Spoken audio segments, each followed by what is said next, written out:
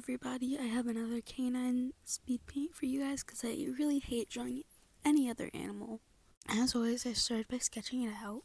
Whenever I do any sort of canine creature, I always start out by making shapes that their bodies usually are for the sketch, and then I just add the limbs and stuff after that. So they're all usually some sort of circle shape, but different sizes.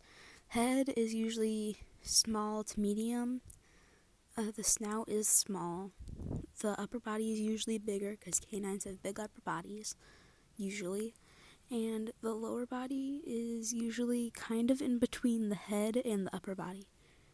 Shape-wise, not actually in the drawing. That would look weird. Now here I am doing the line art.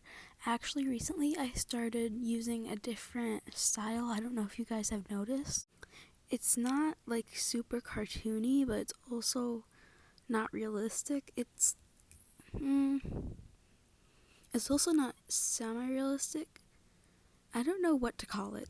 I think it's cartoony, but it has realistic-ish proportions in it.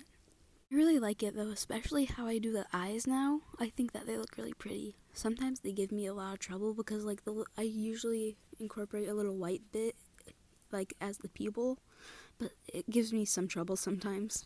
One thing I've been doing lately is doing colored line art. I think it really makes it look really nice.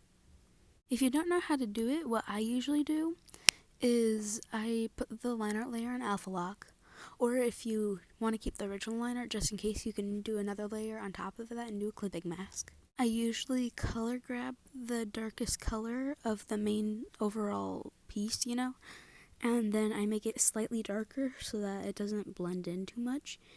And I actually did that with this piece, and I think it looks really pretty.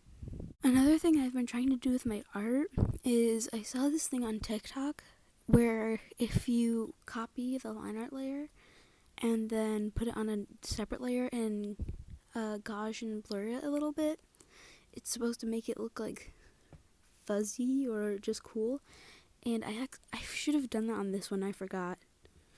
Another thing I saw on TikTok was that this one I think is more for Procreate, but if you do a clipping mask over the entire piece, and then fill it in, and then put noise at 100% and lower the opacity, it's supposed to make it look really cool. I did that on my mermaid dog piece, but I didn't do it on this one again.